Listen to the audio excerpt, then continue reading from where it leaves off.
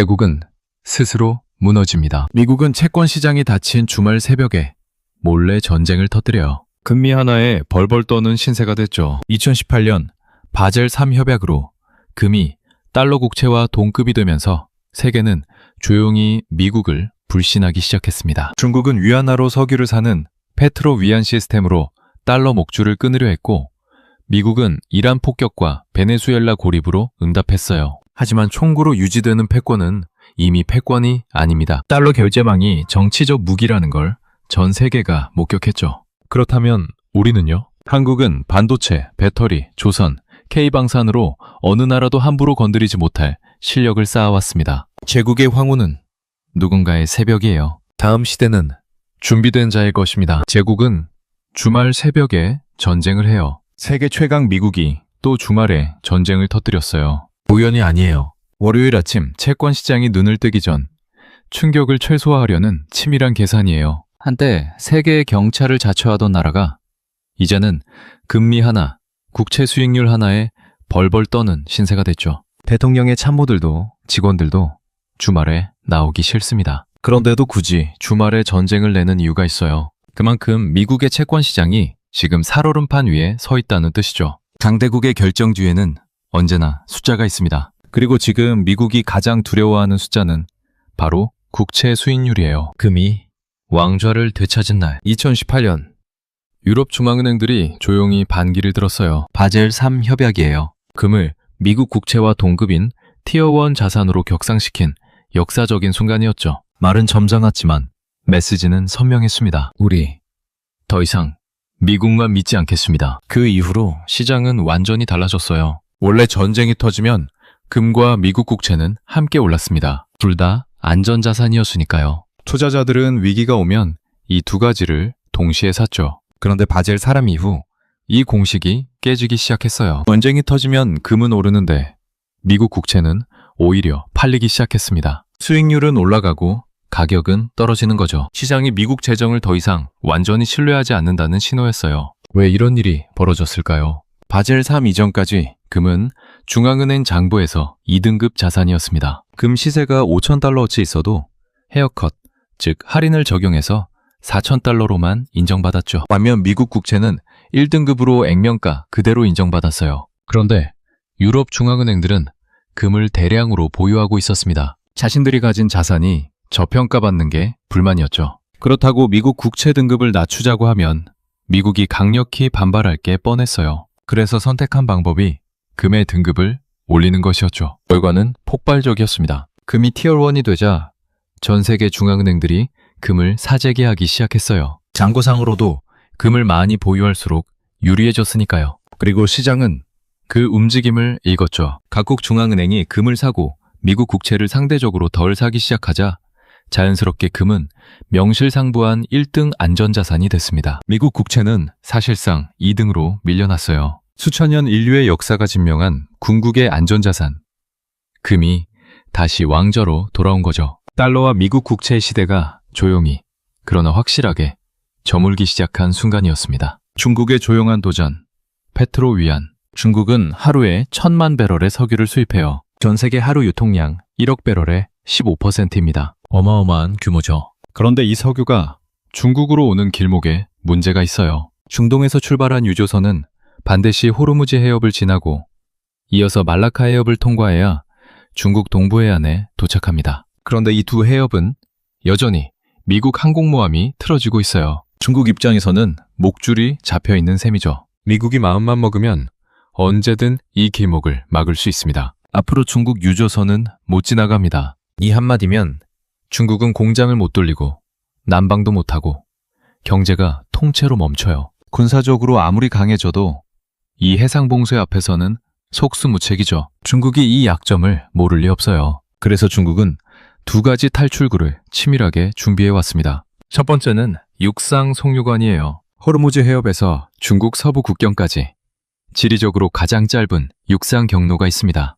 파키스탄의 과다르 항구에서 중국 서부 국경까지 이어지는 길이죠. 중동에서 실어온 석유를 과다르 항구에 내리고 거기서부터 송유관을 통해 중국 서부로 직접 보내는 거예요. 바닷길을 완전히 우회하는 안전한 육상 루트입니다. 중국이 파키스탄에 막대한 투자를 하는 이유가 바로 여기에 있어요. 두 번째는 결제 시스템이에요. 석유를 육상으로 실어 나른다 해도 결제를 달러로 해야 한다면 미국이 스위프트망에서 중국을 차단하는 순간 모든 게 끝이에요. 그래서 중국이 만든 대안이 위안화 결제입니다. 위안화로 석유 대금을 주고 상하이 금시장에서 즉시 금으로 바꿔갈 수 있게 해주는 시스템이죠. 상하이 석유 선물 거래소와 상하이 현물 금거래소를 연결해서 사우디아라비아가 석유 선물을 팔고 그 자리에서 금으로 교환해 갈 수 있게 만든 거예요. 쉽게 말하면 금으로 석유를 사는 거죠. 이게 2022년 시진핑과 빈살만 왕세자가 리야드에서 체결한 협정의 핵심이에요. 아직 전체 거래의 10% 미만이지만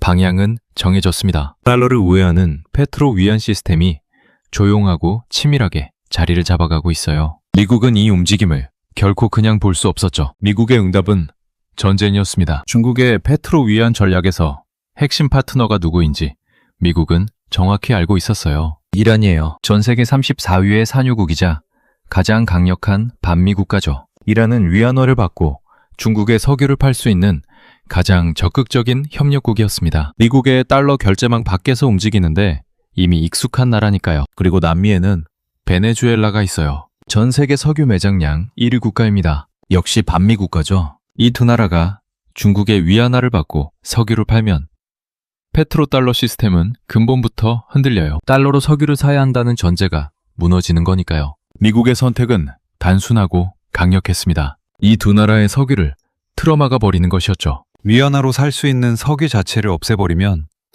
페트로 위안 시스템은 그 자체로 무력화돼요. 아무리 정교한 결제 시스템을 만들어도 팔 석유가 없으면 소용없으니까요. 이란에는 공습이 시작됐습니다. AI와 팔란티어 시스템을 활용해 지도부의 동선을 정밀하게 파악하고 핵심 인사들을 타격했어요. 하메이니 정권의 지휘 체계를 무너뜨리는 작전이었죠. 베네수엘라의 마두로는 뉴욕 법원에 세웠습니다. 반미 국가의 지도자를 미국 법정에 끌어다 세우는 전례 없는 장면이 펼쳐진 거예요. 결과적으로 중국이 위안화를 주고 살 수 있는 석유는 급격히 줄어들었습니다. 아이러니하게도 지금 중국이 위안화로 석유를 살 수 있는 나라는 사실상 사우디아라비아 뿐이에요. 친미 전략 동맹국인 사우디에서만 위안화 결제가 일부 통하는 상황이 된 거죠. 반미 국가들의 석유를 틀어막아 버리자 페트로 위안의 꿈은 현실의 벽에 부딪혔습니다. 총구가 곧 경제 정책이 된 순간이었어요. 달러 결제망은 무기였습니다. 전 세계가 똑똑히 목격했어요.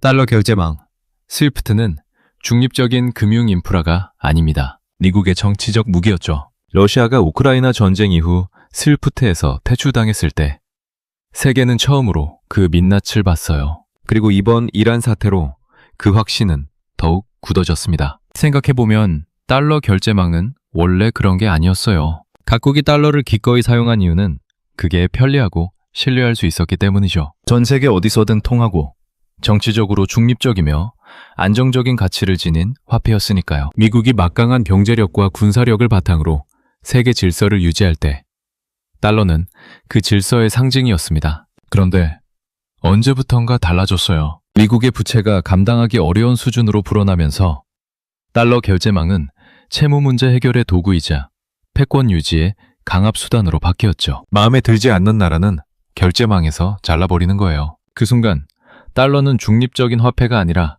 미국의 외교 무기가 됐습니다. 각국 정부는 조용히 생각하기 시작했어요. 나도 언젠가 저렇게 맞겠구나. 지금은 친미 동맹국이어도 언제 이해관계가 어긋날지 몰라요. 그 순간 결제망에서 잘리면 경제가 통째로 멈추는 거죠. 이 공포가 전 세계로 퍼지기 시작했습니다. 무서워서 달러를 쓰는 것과 필요해서 달러를 쓰는 것은 완전히 달라요. 예전에는 달러가 필요해서 썼습니다. 달러가 있어야 국제거래가 되고 달러가 있어야 석유를 살 수 있었으니까요. 그때의 달러는 진짜 패권이었죠. 하지만 지금은 달라요. 무서워서 쓰는 겁니다. 안 쓰면 맞으니까요. 정치적 중립성을 잃은 화폐는 이미 수명이 끝난 거예요. 지금은 공포로 유지되고 있지만 공포는 영원하지 않습니다. 미국의 힘이 조금이라도 약해지는 순간 수십 년간 억눌려온 분노와 이탈 욕구가 한꺼번에 터져 나올 거예요. 호시탐탐 기회를 노리는 나라들이 지금 이 순간에도 전 세계 곳곳에서 준비하고 있습니다. 중국은 왜 아무것도 못했을까요? 이란이 폭격당하는 동안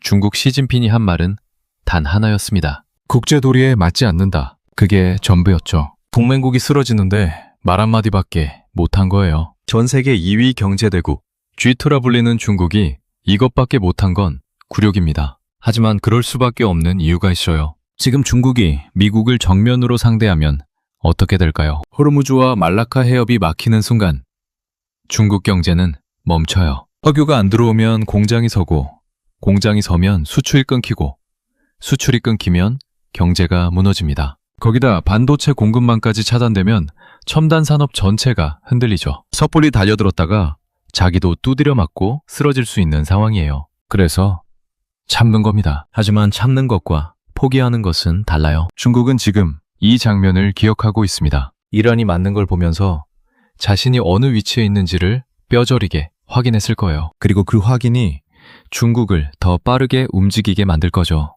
군사력에서 중국은 빠르게 미국을 추격하고 있습니다. 해군 함정수는 이미 미국을 넘어섰어요. 항공모함은 아직 격차가 있지만 그 격차도 빠르게 줄어들고 있죠. 경제력에서도 구매력 기준으로는 이미 미국을 앞섰다는 평가도 있습니다. 기술력에서도 AI, 전기차, 배터리, 태양광 등 미래 산업에서 중국은 무서운 속도로 치고 올라오고 있어요. 큰 손실이 일어나는 미국, 근육이 붙어가는 중국. 지금은 미국이 압도적으로 강하니까 참지만 힘의 균형이 바뀌는 순간은 반드시 옵니다. 그 순간이 오면 수십 년간 눌려온 분노가 어떤 형태로 터져나올지는 아무도 몰라요. 이란이 맞는 것을 보면서 나는 저렇게 당하지 않겠다고 결심한 나라가 중국만이 아니라는 것도 기억해야 합니다. 러시아, 인도, 브라질, 사우디까지 조용히 같은 생각을 하고 있어요. 중국은 지금 혼자가 아닙니다. 달러 패권은 구조적으로 끝나가고 있어요. 민주주의가 아이러니를 만들어냈습니다. 미국은 투표로 대통령을 뽑아요. 표를 얻으려면 유권자에게 돈을 써야 하죠. 복지를 늘리고 감세를 하고 경기 부양을 해야 선거에서 이겨요. 그러니 어떤 정권이 들어와도 재정 적자는 구조적으로 해결이 불가능합니다. 트럼프도 바이든도 그 다음 대통령도 이 굴레에서 벗어날 수 없어요. 현재 미국의 국가 부채는 36조 달러를 넘었습니다. GDP와 맞먹거나 초과하는 수준이에요. 매년 이자만 수조 달러를 갚아야 하죠. 금리가 조금만 올라도 이자 부담이 눈덩이처럼 불어납니다. 그래서 미국은 금리를 낮춰야 하고, 금리를 낮추려면 채권 수익률을 안정시켜야 하고, 그러려면 달러 패권을 유지해야 해요. 모든 게 맞물려 있습니다. 어느 하나가 무너지면 연쇄적으로 흔들리는 구조죠. 이 구조적 문제를 미국도 알아요. 그래서 나온 것 중 하나가 비트코인을 국가 준비 자산으로 편입하려는 시도입니다. 달러와 국채 외에 새로운 자산을 준비금으로 인정받아 장부를 든든하게 만들겠다는 계산이죠. 하지만 이 시도 자체가 역설적으로 달러와 국채만으로는 더 이상 충분하지 않다는 걸 인정하는 거예요. 군사력으로 단기적으로 달러 패권을 회복했지만 장기적으로는 이미 변곡점을 지났습니다. 정점을 지난 거죠. 역사를 보면 모든 기축통화는 결국 교체됐어요. 파운드화가 달러의 자리를 내줬듯이 달러도 언젠가는 다른 무언가에 자리를 내줄 겁니다. 그 무언가가 위안화인지 금인지 비트코인인지 아니면 아직 등장하지 않은 새로운 형태인지는 모르지만 방향은 이미 정해졌어요. 속도만 모를 뿐이죠. 그리고 그 속도는 우리가 생각하는 것보다 훨씬 빠를 수 있습니다. 제국의 황후는 누군가의 새벽이에요. 달러 패권의 종말이 언제인지는 아무도 몰라요. 하지만 한 가지는 분명합니다. 그 이후를 준비하는 자가 다음 시대를 가져간다는 것이죠. 역사는 언제나 그랬어요. 영국 파운드화의 시대가 저물 때 미국은 이미 준비가 돼 있었습니다. 브레턴 우즈 협약 하나로 달러가 세계 기축통화의 자리를 꿰찼죠. 준비된 나라가 새로운 시대를 가져갔어요. 지금 한국은 어디에 있을까요? 반도체에서 한국은 여전히 세계 최고 수준입니다. 메모리 반도체는 삼성과 SK 하이닉스가 세계를 선도하고 HBM이라는 AI 반도체 핵심 부품에서도 한국이 앞서 나가고 있어요. 배터리에서도 한국 기업들이 전 세계 전기차 시장을 먹여 살리고 있죠. 조선에서는 LNG선, 컨테이너선, 군함까지 한국 조선소가 세계 최고의 기술력을 보유하고 있습니다. K방사는 폴란드, 루마니아, 호주 등 전 세계로 뻗어나가며 새로운 수출 효자로 떠올랐어요. 달러가 흔들리는 이 거대한 전환의 시대. 한국에게는 기회가 열리고 있습니다. 줄을 잘 서는 나라가 아니라 줄을 서게 만드는 나라가 될 수 있어요. 어느 나라도 한국의 반도체 없이는 AI를 만들 수 없고 한국의 배터리 없이는 전기차를 굴릴 수 없죠. 이게 진짜 패권입니다. 총구가 아니라 기술로 세계가 필요로 하는 나라가 되는 것이에요. 제국은 반드시 저물어요. 그리고 그 황혼 속에서 준비된 나라의 새벽이 시작됩니다. 우리가 그 새벽의 주인공이 될 수 있어요. 달러 패권의 종말은 한국에게 위기가 아니라 다음 시계로 도약하는 출발선이 될 수 있습니다. 준비된 자에게 황혼은 두렵지 않아요. 그것은 새벽을 알리는 신호니까요. 정치적 중립성이 없는 화폐는 수명이 끝난 것입니다. 다음 시대의 기축은 준비된 자의 것입니다.